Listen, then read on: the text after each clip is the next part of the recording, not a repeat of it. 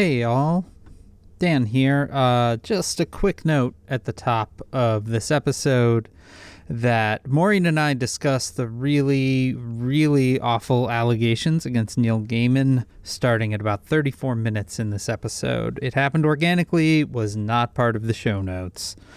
We do not get into any of the real grisly details, but obviously we are talking in very blunt terms about the situation, and it could be triggering for some. It is certainly triggering for me. Anyway, that discussion begins at about 34 minutes and 15 seconds, and it ends at 45 minutes and 55 seconds. It does not come up again either before or after that point, so skip away if you would like. Or just consider yourself warned. Anyway, that is that. Let's do the show. This episode of Says Who is brought to you by you through your support of our Patreon at patreon.com/sayswho, our Patreon, where pretty much every Sunday you get this all over again. You get me and Maureen doing a little thing that we call the Town Watch. It's about 30 minutes long and a little bit looser if you can fit that in your head. That's available to you if you give it the $5 or $10 a month level. That $10 a month level also gets you a sticker in the mail every month, because you are a member of the Says Who Sticker Club when you give it that level. They are all bangers. They are only available to you as a Sticker Club member, and all of that is there over at patreon.com/sayswho. And hey, if you like books, I write them. And if you get my books, I won't fight ya. I'll be happy if you buy them or get them from the library. But as long as you read them, as long as you enjoy them, then I'm happy. Wow. That's pretty good. When I was a kid, there was a commercial on the morning radio all the time, and it went like this. I don't know if I've ever done it. This is free. This is free commercial for this business if it still exists. Okay. He's the king. He's the king. He's the king of vertical blinds. And it was a guy named Lou Zamuda, and he was and he had that. That is a name. If your name is the name. If you're born and you're named Lou Zamuda, it's either used cards or the king of vertical blinds. And he went for the king. You know, he reached for the ring and he got it. That is amazing. And that was the stinger, and it still goes through my head. Oh yeah. You know, I was just thinking the other day about how the commercial jingle is such a dominating thing, and that, you know, decades later I can still sing them, right? Like, Lincoln, Lincoln, Lincoln, Lincoln, better carpeting for less. Call National 29000, National 29000. Or just even like a phrase, because there was a very famous like automotive place in Philadelphia, and the accent, like, man, if you're from Philly, you may remember this. Don't get Frannik, call Atlantic. Hi, it's the boss's wife from Atlantic Transmissions. Don't get Frannik, call Atlantic. And it's the only time I can bring back my real Philly accent, because that's the only way you can say those words. Don't get Frannik, call Atlantic. I defy you to just YouTube it and see if it's out there, because it was always the boss's wife. She did all the commercials. Hi, it's the boss's wife. All I had to do was type "don't get frantic," and it auto-completed. It's Call there. Atlantic. I'm watching it now. Frannik. And I would say that I can't even hear you. I'm just enthralled here. And it was like she was the mainframe, but like up in the corner, there was a little picture of a car, and they dropped like a little plastic mousetrap kind of thing on it, like a little basket. Like, oh no, don't get Frannik. They also had their own little. They had their own little jingle. Did they? Yeah, it's Atlantic Transmissions. It's automatic. Yeah. Not great. Yeah. But think about the fact that there was a whole class of people that was their job, was writing little commercial jingles in the 70s and 80s for like super local companies. It wasn't just like, you know, McDonald's. It was Atlantic Transmissions and Lincoln Carpeting.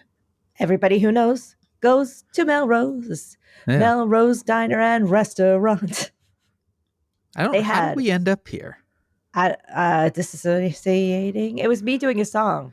But, right. Dan, and then you're like, if you want to buy merch, just books on Bookshop. So if you want to get some books, go to kickbezosintheballs.org. That needs a jingle.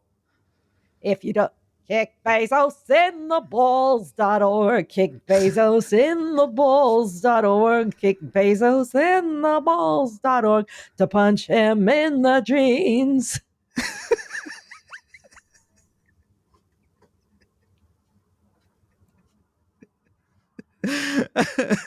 There's that.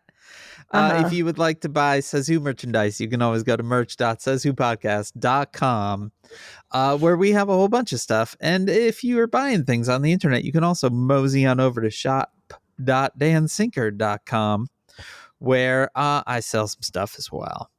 Anyway, the internet. Dansinker.com. Shopdansinker.com.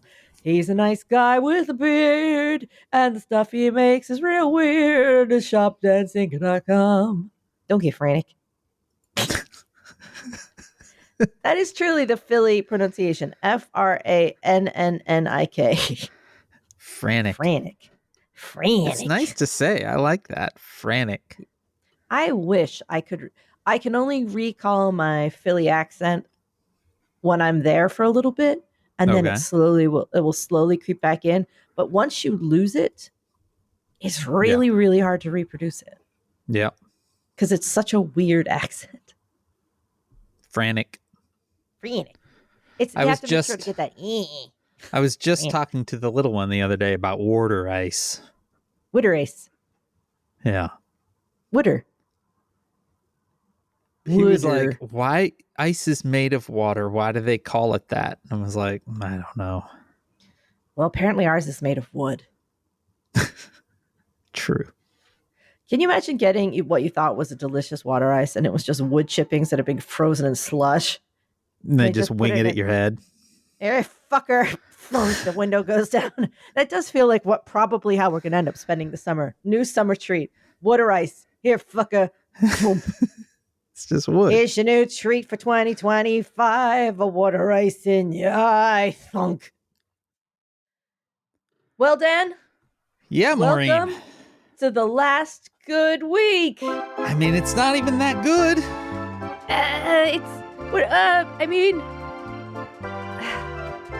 This is it, Dan. This is the good one. This is the best we're gonna get. Yay. Yeah, and balloons. Here we go. I'm gonna throw a little surprise party. Oh, look at these balloons. Yay. That's great. Yay. So festive. Yeah, how do you feel? Terrible. Yep.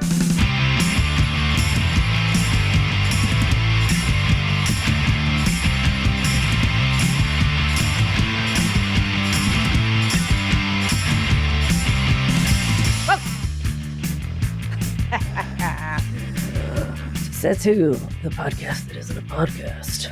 Wow, it's a coping strategy. I am Dan Sinker. I've decided to start smoking 10 packs a day. I mean, it's not a bad idea. Seriously, could you fault me? No, at this point, no. If you open the camera next week and I was smoking 7 cigarettes at once,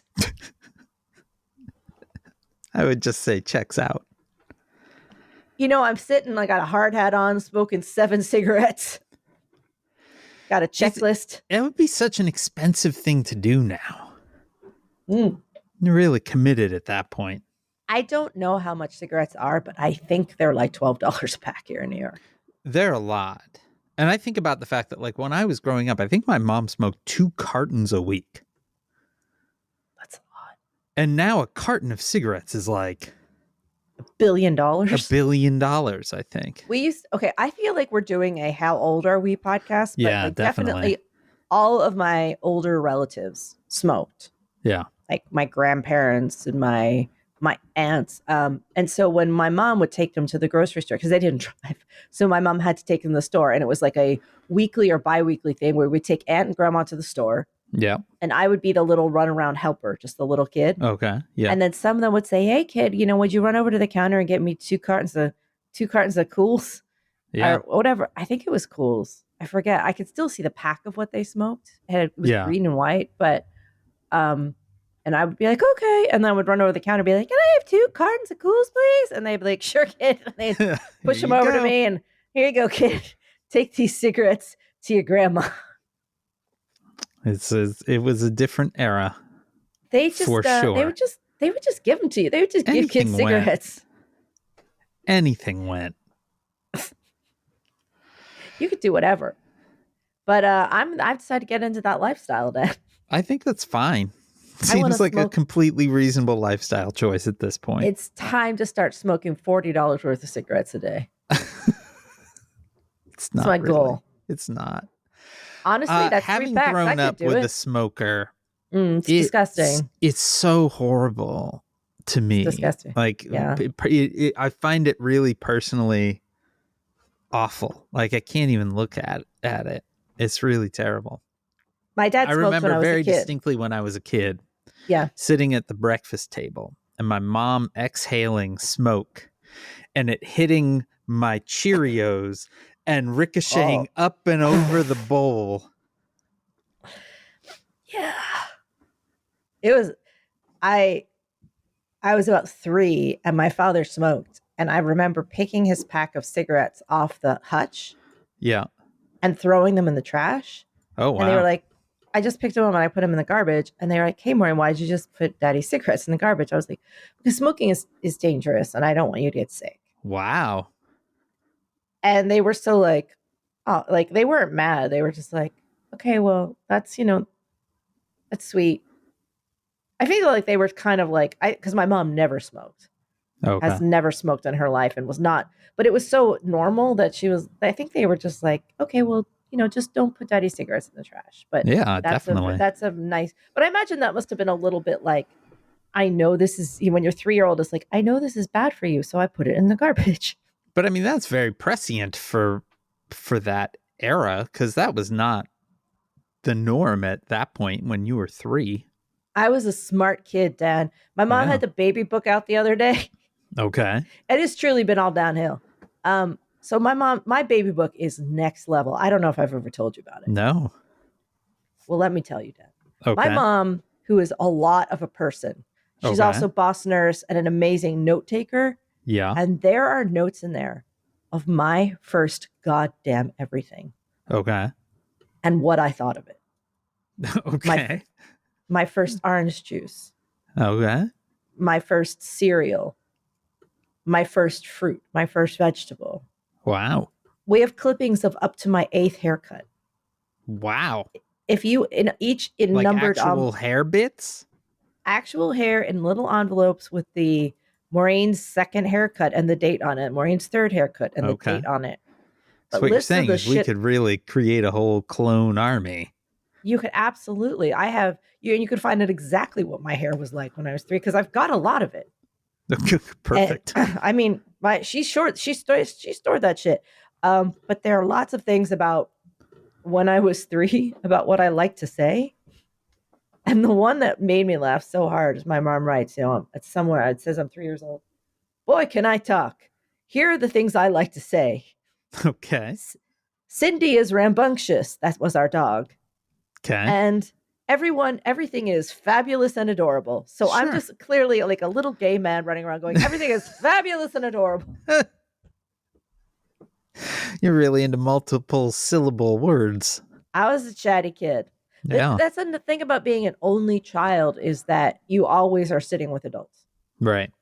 And I was always sitting with much older adults because my mother was adopted when my grandfather was over 50. Okay.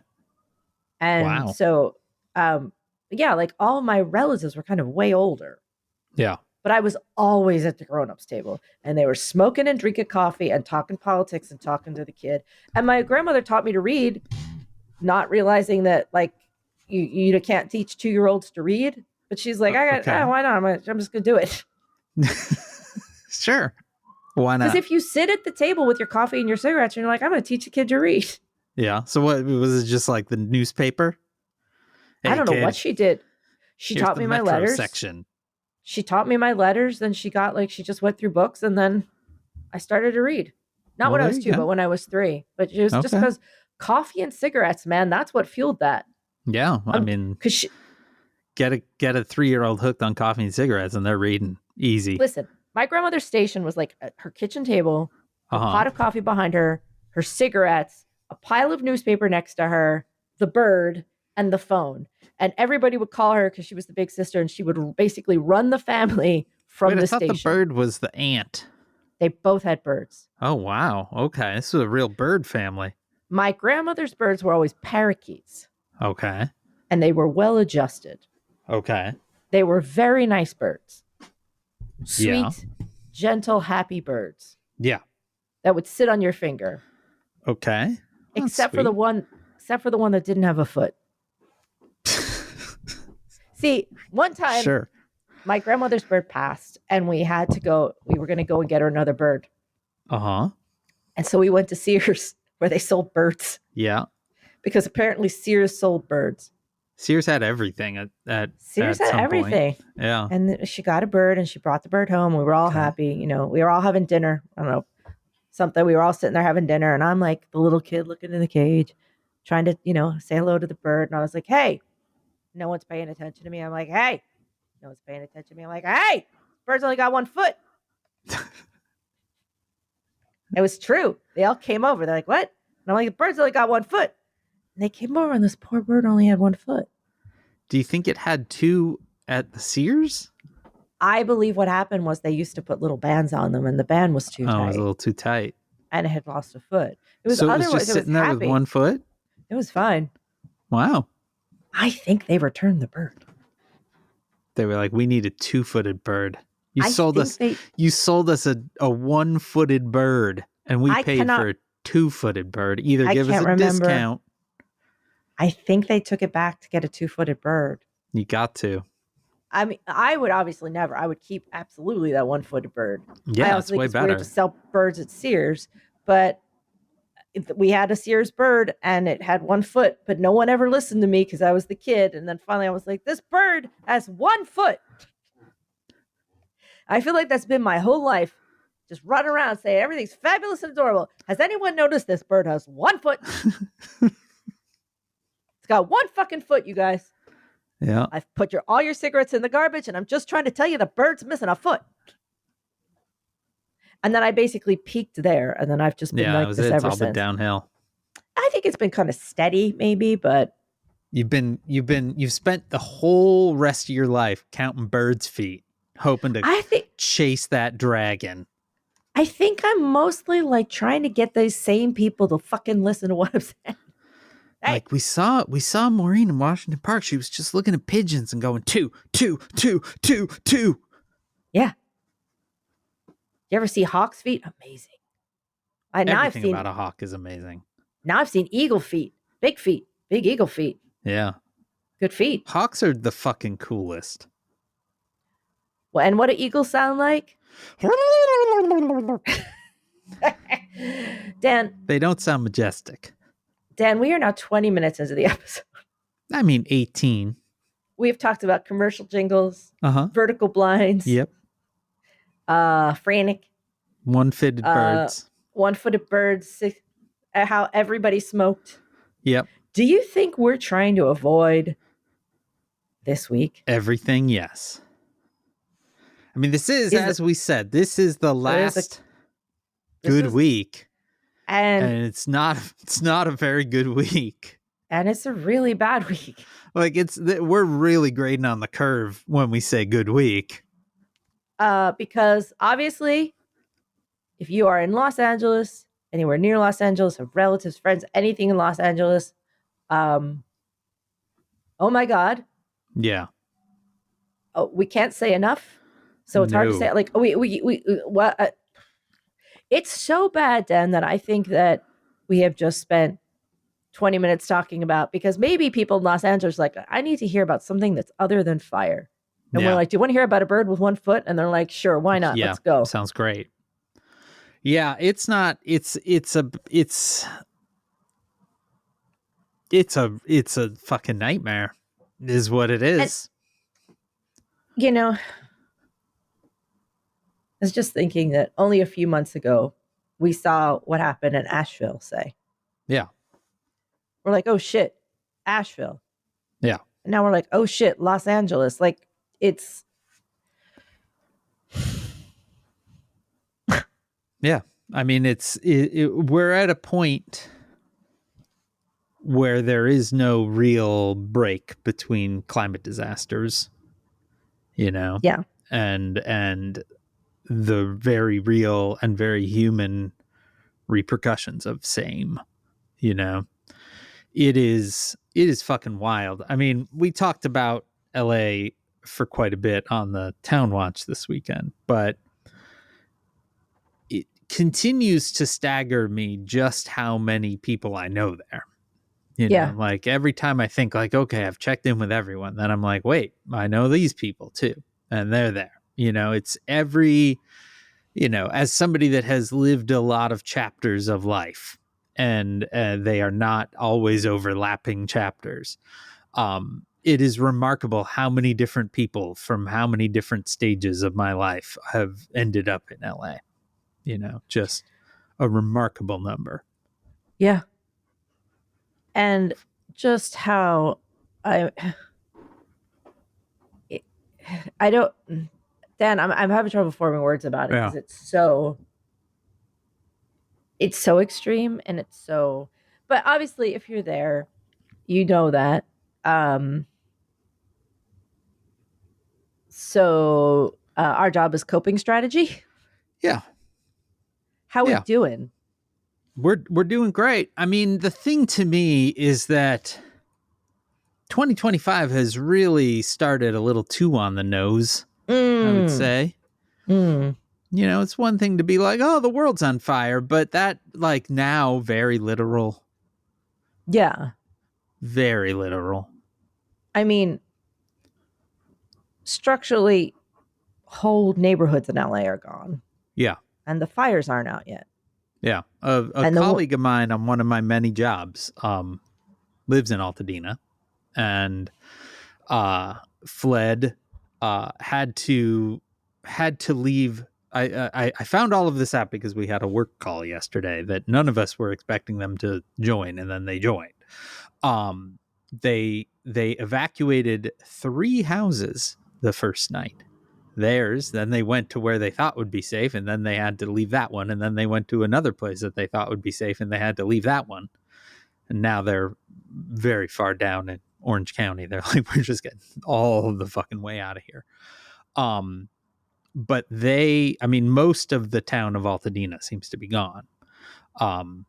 Their house manages, like, I was looking at a map during this call, and their house is like basically the very edge of Altadena is still there, and their house is one of them. Like, but they didn't know that until just the other day when they were kind of allowed to go back and see. Yeah, it's unbelievable. I mean, I know multiple people that lost houses. I know a countless number of people that have relocated. I mean, just, it's unreal. It's unreal. And it's the loss of your neighborhood, your house, like this friend, their kid's school's gone. Their kid's school burned down. Just, I mean, the level of destruction is hard to fathom. Yeah. So, because we can't add to it, I guess we can't add to the destruction. No, I mean, we could probably add to the destruction. But let's not. You can go punch people. It is kind of crazy that here we have the city burning down, and basically, what do we do as recourse? A bunch of GoFundMes. Yeah, that all of our entire nation's backup infrastructure is now GoFundMe. Yeah. Like, if you have health shit, it's GoFundMe. If your house burns down, it's GoFundMe. Like, This is what government's for, or should be for, to fucking have your back in these situations, but not here anymore. What government appears to be for is making deals and getting money personally from the people who are causing your houses to burn down. Yeah. Yeah. Sounds right. It sounds right. But Dan, remember, this is the last good week. It is the last good week. We're really grading good on a curve here. But we're not. We're giving a lot of. It's like we're in some school, but there's like a really rich donor's kid in the class. They're like, look, this asshole's never going to show up. You got to give him at least a B+. Yes, because Monday, we're not saying anything you don't already know, is the inauguration of What are we Donald going to do, John Dan? Trump. I'm going to not watch. I'm going to get the fuck off the internet. Are we recording anything? What are we going to do? I don't think we're recording on Monday. This is my logic on why. Mm-hmm. Well, one, the inauguration is bullshit, and I'm not fucking watching the inauguration. Sure. Period. Right. Number two, once that's over, that dude is going to cut a swath of destruction, and it would be silly to record before that. And we normally record on Tuesdays, so I think we do our normal recording next week. What time does he take office? Noon it's like or something? midday. It's like midday. Yeah, I don't remember exactly, but it's midday. So yeah, I think next week you'll hear from us on Wednesday, unless shit goes bananas, and then we'll just quick turn around the Tuesday one and release it Tuesday. But I think it'll probably just be regular level bananas. I don't know. I don't really have a measure, honestly. I don't really have a mental model for what's about to happen. It's like we're in a car and we're running downhill towards a cliff edge, and we're like, so we know. I just wonder what it's going to be like when we go wee, like off the right. Yeah. Will we road runner out for a bit, or will we just go straight down? Don't know. It's a real question. Yeah, we're all about to find out. Anyway, as if we're wrapping up a season of America, late last night, Special Counsel Jack Smith's report on Trump's election interference was released. They timed this out to get it out before Trump took office. Jack Smith has also resigned his position so that I guess he can't be fired or whatever.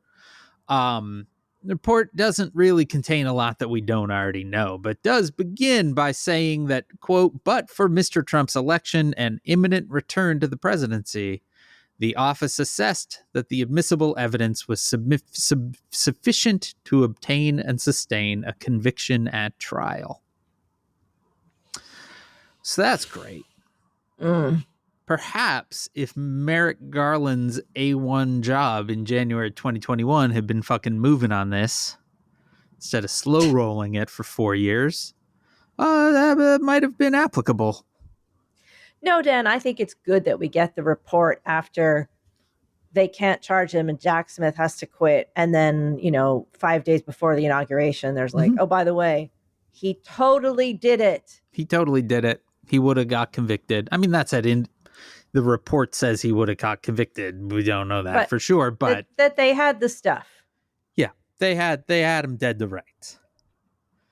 Yeah. Trump's lawyers did fight the release of that report up to the last few hours, and they are still fighting, though, and successfully blocking right now the classified documents report, which has also been written but is currently being blocked from release.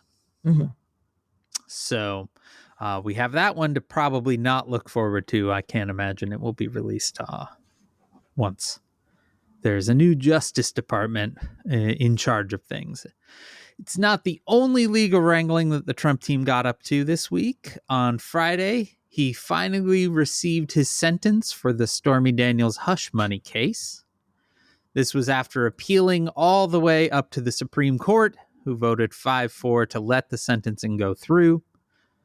The sentencing was simply, quote, unconditional discharge. So, yes, he is a convicted felon, but he will serve no jail time, no parole. There's no real anything. Right.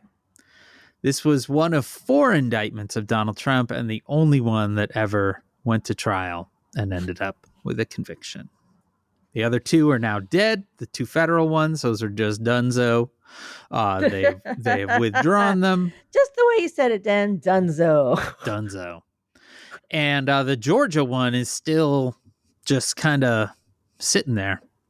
Clearly never going to, is just never going to move forward, you know? Yeah. That was, I mean, that one, it feels very much as if there was never any real sense that it was going to move. Like, the judge never said anything. Like, never said any dates or anything. Is wild now thinking about indictment.fyi, which I ended when the trial for the hush money case began, because I realized I do not have the time, energy, or stomach to sit through 4 trials. And there was only ever one. Dan, I just want to think back. Okay. To this time last year. And when was Trump first arrested? When was his first booking? Was it March? Or was it the year before? Let me look up indictment.fyi. I knew there was a site that had tracked that. I just couldn't remember. Get caught up with the archives. Here we are. Boop, boop, boop, boop, boop, boop, boop, boop. Okay, this would have been Thursday, March 30th, 2023. Donald Trump, the former president of the United States, has been indicted by a Manhattan grand jury. He becomes the first president in U.S. history to ever be charged with a crime. It's 2023. We thought he had 4 cases against him, and we thought all we're going to slowly watch now is him being arrested, charged. Is he going to jail? What kind of jail? You know, will the Secret Service have to go to jail with him? Which case is going to come first, etc.? Yeah. And here we are at the beginning of January 25. So June. So I'm looking at this. So it was March 23 was the hush money case. Then June 15th, 23 is the classified documents, where he is indicted there. Oh, you know what? Why am I going through this? I made a whole fucking sticker with this. Hold on. I could just do that. There we are. March 30th, 2023, Stormy Daniels hush money thing. June 8th, 2023, the Mar-a-Lago documents one. August 1st, 2023, January 6th, election stuff. August 14th, 2023, Georgia shenanigans. So by August of 2023, we were staring at 4. And we really thought that's where it was all going.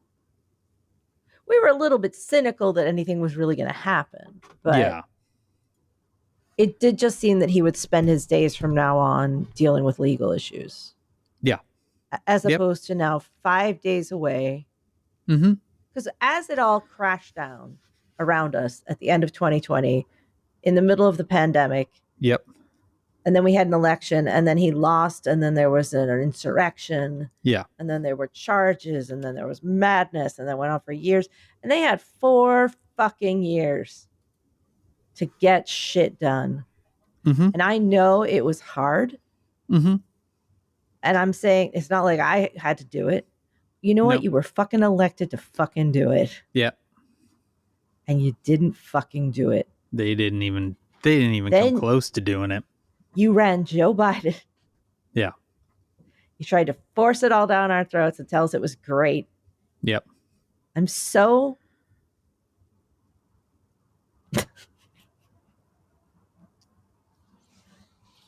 Yep.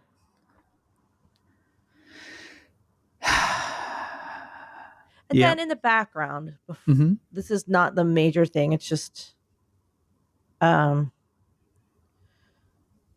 we have that. No, there's more going on, Dan. Just tell me about it. Well, I feel like your brain just kind of went on to an emergency brake there. Well, partially because as we were talking, I got a text message that I just saw the line. Okay. And it said, it had to do with what we were talking about before we started recording. Yeah. Can I say this? Sure. A major news article came out this week.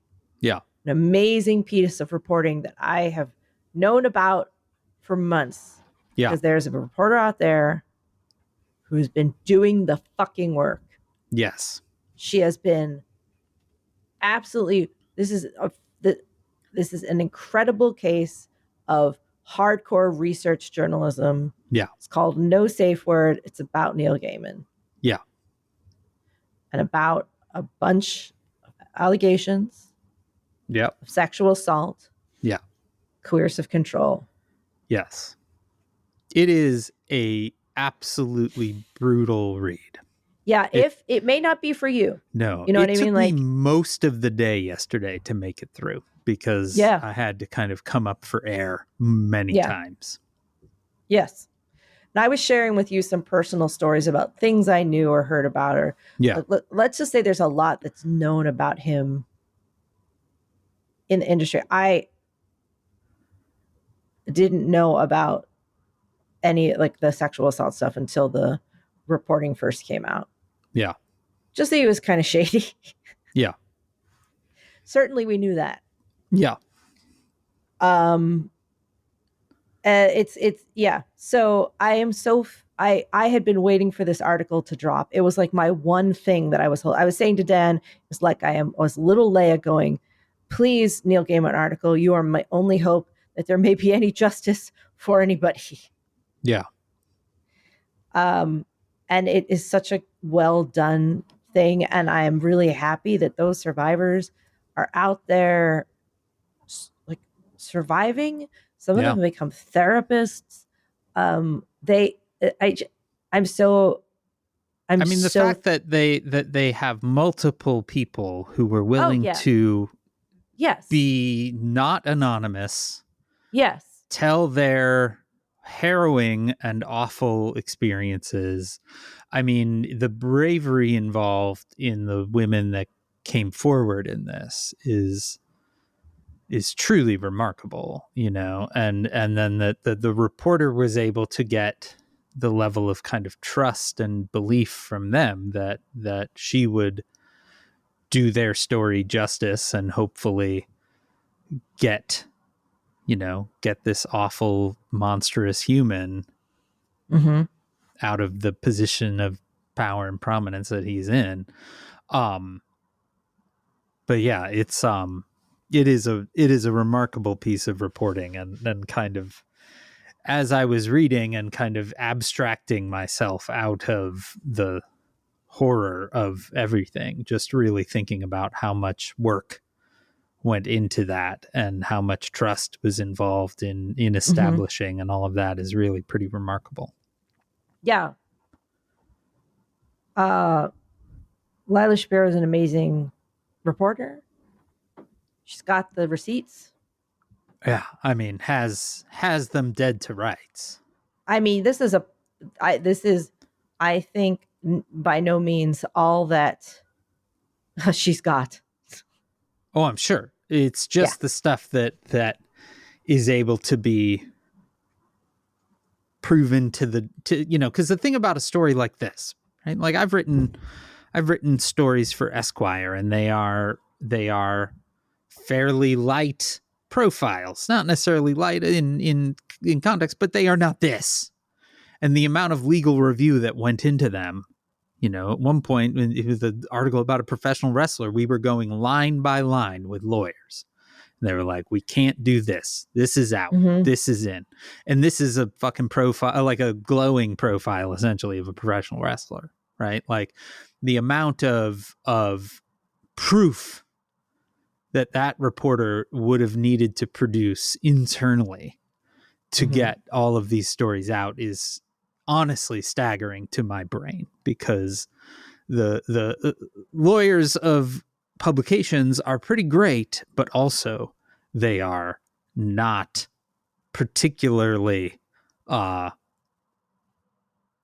cavalier, you know, like what they're going to allow through is going to be extremely backed up. The book Catch and Kill by Rona Farrow talks a lot about how they actually had to do the reporting on Harvey Weinstein, for example, like how the New Yorker did that piece. Yeah. And I think there may be some study on how Lila ended up doing this piece. Yeah. This is just the opening of this. But while we were talking, a little ding came up, and it said that Neil had released a statement on his website, and everything in me went, and I was like kind of itching to click. I clicked it quickly on the background and did a quick scan down, and I'm wondering if I should read some of it to you. Just what do you think? I don't think we need with my commentary. Basically, he's saying he never did this. Like, you know, I'm far from a perfect person. I actually wrote some of this to a friend earlier. I'm like, how long do you think it's going to be the thing that's like, I know I've made some mistakes, but blah, blah, blah. And it turns out it was 2 hours. Now. Yeah, I sent that to her at, it was like 9:30 in the morning. Because it's almost verbatim. Yeah. I went back to read the messages I exchanged with the women around and following the occasions that have subsequently been reported as being abusive. These messages read now as they did when I received them, of two people enjoying entirely consensual sexual relationships. At the time I was in those relationships, they seemed positive and happy on both sides. But I also realized, looking through them years later, that I could have and should have done so much better. I was emotionally unavailable while being sexually self-focused and not as thoughtful as I could have been. La, la, la, la, la, la. It was selfish of me. I was caught up in my own story. I ignored other people's. This man. Yeah. Oh, here it is. I've spent some months now taking a long, hard look at who I have been. Let's just see it. Therapy. Is I going to go to therapy? I'm going to continue to grow. Okay, great. It's actually making me feel almost dizzy. I'll be doing my best to deserve their trust. As I review everything that actually happened as opposed to what was being alleged, I don't accept there was any abuse. Oh, fuck Repeat, you. I have never engaged in any non-consensual sexual activity with everyone. Some of the horrible stories now being told simply never happened. No. While others have been so distorted from what actually took place that they bear no relationship to reality. I'm prepared to take responsibility for any missteps that I made. No, you aren't. I'm not willing to turn my back on the truth, and I can't accept as being described as someone I am not and cannot and will not admit to some things I wouldn't do. Let me just say right now, fuck this guy. Yeah. Yeah. All these women are lying, Dan. Right. Yeah. Yeah. 14 fucking women. There's 9 in these articles. There's 9. Right. But there's a reference that is made that when one of the women is, and by the way, I'm really sorry. We should have maybe said trigger warning about, like, I'm not going to get into any details. And I'm really sorry if we should have, like, this news kind of came up while we were talking. I didn't mean to kind of insert it in this way. So I'm going to just basically all you're going to hear me do now is say, fuck this guy a bunch. Yeah.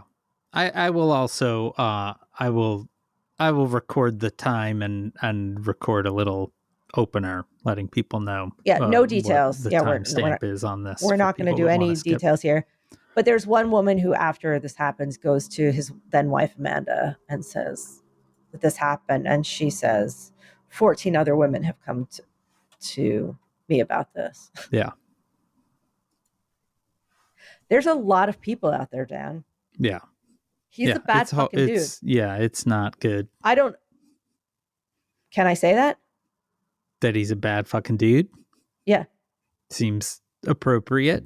Yeah, I don't know. I just want to say that to fuck this guy. Yeah, fuck this guy. And I'm biting my lip in anger. Like, I'm so this guy's such a fucking, and I know a lot of people out there love and worship him. And I even went to try to go to Fanboy Friends before this. I was like, you need to know what's coming. Yeah. Because not only is he a bad dude, he's a fucking buffoon. He is the fucking Wizard of Oz. There's a little tiny man behind the curtain. Yeah. It's all smoke and mirrors, my friends. Like he's just a writer and he's a fucking buffoon. Yeah. Yeah. It's really, really, really, really horrible. And honestly, it doesn't surprise me that he's denying this because he's of course also not. What else is he going to do? He's a narcissist. I mean, like, yeah, it's going to be, I thought it was going to be something more. There's, I made a mistake. I'm looking at and it is, and I thought he was going to like go to therapy or it's like, I'm going to, I don't know how relevant it is, but he did grow up his parents basically ran Scientology UK. That and was I don't know one of the more surprising moments in the article was just how deep his parents were in the upper echelons of Scientology's hierarchy during the L. Ron Hubbard era, like early they were Scientology. They helped build the fucking thing. They were sort of professional crisis PR. Yeah, that was their job. They were covering up and responding to allegations and all of that. Yeah.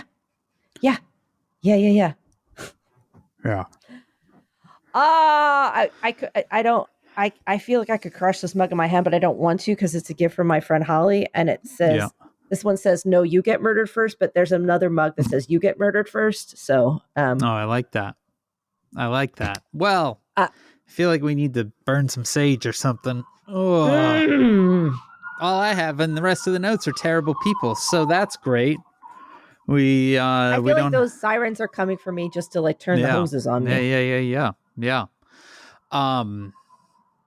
Yeah. Like we said, it's not been the best week, but it's the last good one.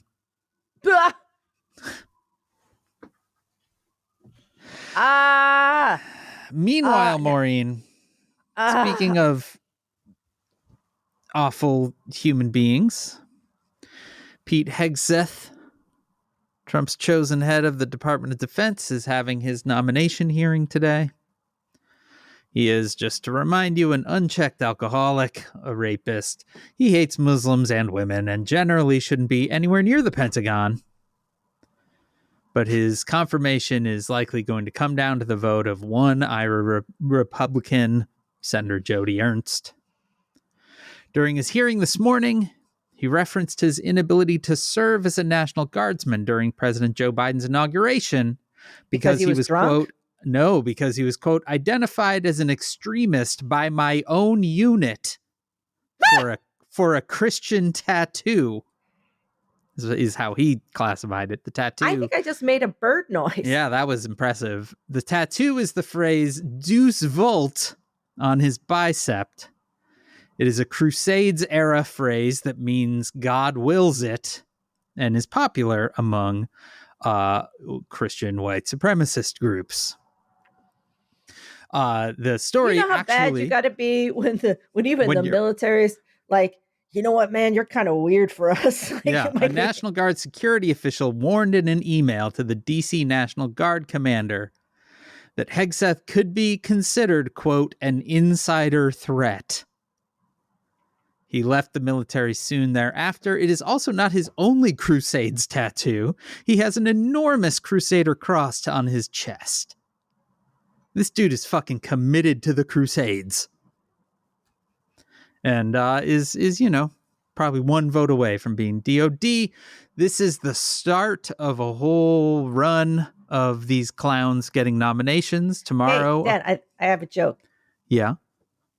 This guy's committed to the Crusades, but he should be committed to Crossroads. Am I right? What? It's a rehab center. Oh, okay. Yeah, he should be. I think Eric Clapton started, who also can. Yeah, that guy can fuck right off too. What? Where? Why is everyone like this? Everybody who knows goes to Melrose. Go back to your safe space. He's the king. He's the king. He's the king of vertical blinds. Where are you now, Luzamuda? Luzamuda, your majesty. Come and I want to save know us. what happened to Luzamuda. Luzamuda, baby. How do we think we spell Luzamuda? Meanwhile, I'm also getting texts from my friend who works in government. She works downtown DC. She's in the government. And she says, just preparing for the peaceful transfer of power. And then she sends photos from out of the window of her office. And it's all security fencing and like command stations. Okay, I just need to point out, and I know that I'm seeing a Google search that is customized. Right. But I just did a search for Luzamuda vertical blind king. Yeah. And the first result is a YouTube 1990 Luzamuda commercial. Mm-hmm. And the second result is transcript of 1 week from Says Who from October 27th, 2020. Was there a big competition to see who was going to be the king of vertical blinds? But there's only one, and that guy was Luzamuda. I'm so thrilled. That's us. I was sure I'd mentioned His Majesty before. Look at that. And the bird with 1 foot. Yeah. I do have other stories, Dan. Just some are my favorites. Yeah. Well, there you go. Luzamuda. Not a lot of information about Luzamuda, honestly. His Majesty keeps a low profile. It's one of those. You know why? Yeah. Because he's got dope ass vertical blinds. You can't see shit about what he's doing.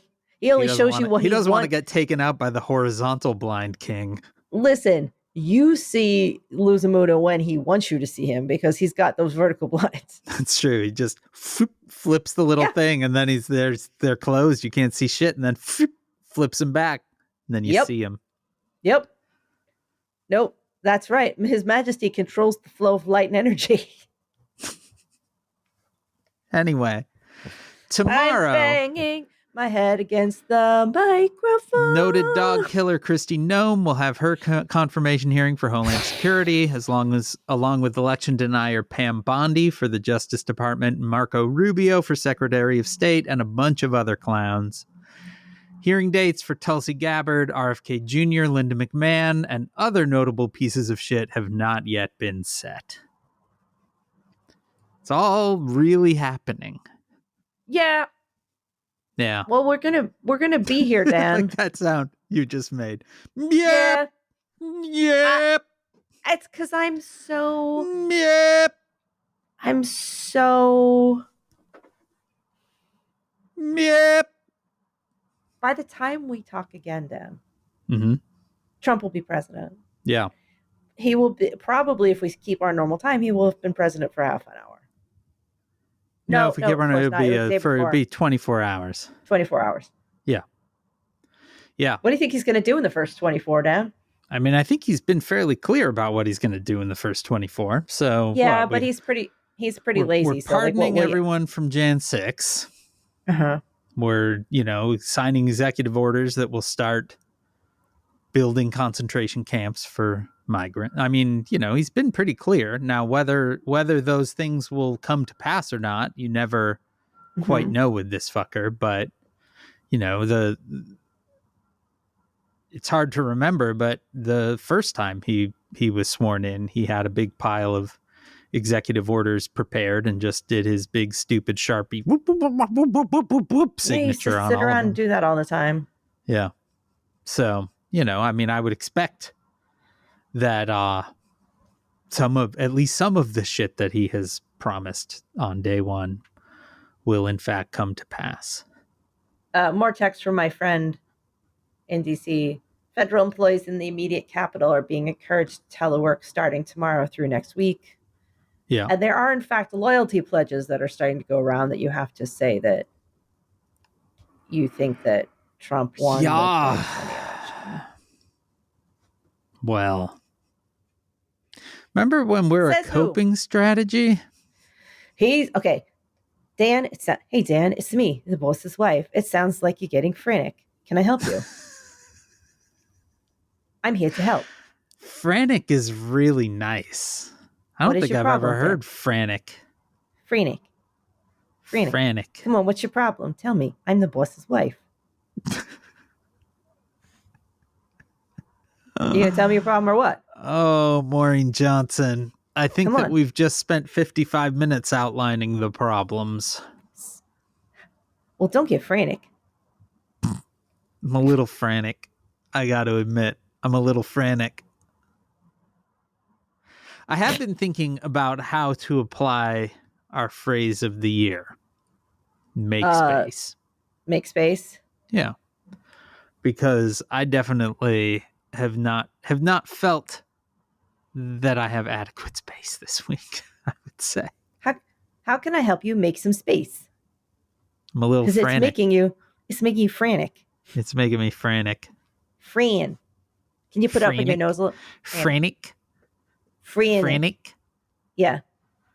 There is pretty much every parking garage in Chicago or the greater Chicago area. They they have automated when you leave. You have to have paid at the little booth in advance, at like a little kiosk in advance. And they have these wonderfully Chicago recordings that play that go, "There are no cashiers at the exit." There are no cashiers at the exit. That's not real. That's not real. It is. There are no cashiers at the exit. Well, that's making me frantic. Yeah. We come from places where the accents are wonderful. But the sandwiches are divine. Oh, they really are. We come from good sandwich Yeah, cities. we do. I've been trying to explain this because Oscar doesn't believe that sandwiches are dinner, and I'm like, disagree. You did obviously. Oh, come on. Yeah, he's like, but sandwiches aren't dinner. I was like, are you kidding me? Like, if there was a night where we could have cheesesteaks or hoagies for dinner, isn't the chopped cheese sort of the New York's equivalent of the cheesesteak? I've never had one. You've never had a chopped cheese? I don't think anything really is. Yeah, I mean. What's interesting to me is as backbone. Yeah, but like you have sort of these cultural sandwiches that are shredded or very thinly sliced beef, right? You've got your cheesesteak in Philly. You've got your Italian beef in Chicago. LA has the French dip, which is very similar to the Italian beef, just without peppers. And the Italian beef, they dunk it in a jus gravy, and the French dip, they give you the jus gravy in a little packet. But like they are all essentially the same sandwich, just in I mean the cheesesteak has all of the cheese on it, but otherwise it's sort of the same little bit. Anyway, sometimes I think about sandwiches. It's such a core of my being. Like it's just I also worked at a Wawa. I used to make sandwiches. Like that's amazing. We took so much love and care over the they do it. The nice, the soft, long rolls, carefully hollowing them out. Yeah. Drizzling the oil over the bread, thinly slicing the meats and the cheese, and then kind of like not just flomping it on, but like kind of cushioning it on to give like more space. Okay. Not laying it flat, but kind of like yum.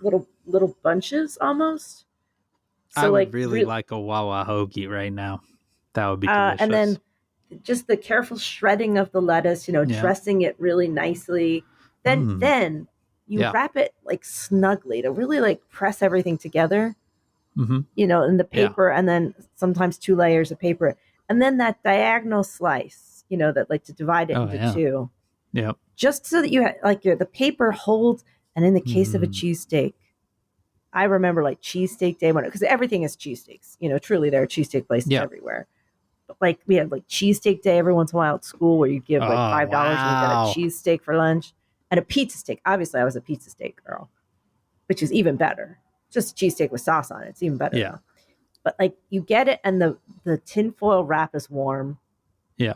And kind of soft because the bread is like sliced down to the quick. Everything has been like pushed down on the griddle. Like the meat is like, now. The cheese is like really, really gooey. Then there's the sauce, but then it's so snugly wrapped in the paper in the tin to just hold it together to be like, here, let's press this together to create such a homogeneous, delicious whole. I have calmed myself thinking about sandwiches.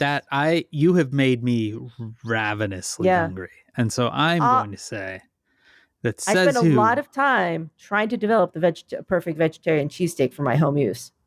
Oh, yeah. Yuba strips, thinly sliced mushrooms. Yeah. Incredibly thinly sliced peppers. Different marinades, different cooking types. Mm. There you Gotten close, Dan. Is made possible by you through your support of our Patreon at patreon.com/sayswho, our Patreon, where you get this pretty much every other Sunday, or every Sunday, whatever. You get this on Sundays, people. If you give it the $5 or $10 a month level, that $10 a month level also gets you a sticker in the mail every month because you're a member of the Says Who Sticker Club. It's a very good club. Patreon.com/sayswho. Our theme music was performed by Ted Leo. Our logo was designed by Darth. You can contact us at Says Who Podcast on Blue Sky, at sayswhopodcast.com on Blue Sky, at sayswho at omfg.town on Mastodon. You can email it, hey, that is HEY at sayswhopodcast.com. You can join the discussion on Facebook at /group/SaysWhovians. Our Facebook group is moderated by Janice Dillard. There's also the fan-run Discord server at tinyurl.com/sayswho Discord. Spread the word, subscribe, leave stars and reviews on Apple Podcasts, Spotify, or wherever it is that you listen. And you can join us next Wednesday, January 22nd, for our very next episode. From the set, we'll be coming to you again. Your friends coming to you from the second Trump era. Yep. From my basement in Chicago, I am Dan Sinker. And I am Maureen Johnson. Don't get free. This has been Says Who. Free. There are no cashiers at the exit. Honestly, the one thing we do know is that there are fucking cashiers at the exit. That's true. This one, there are plenty of cashiers at the exit.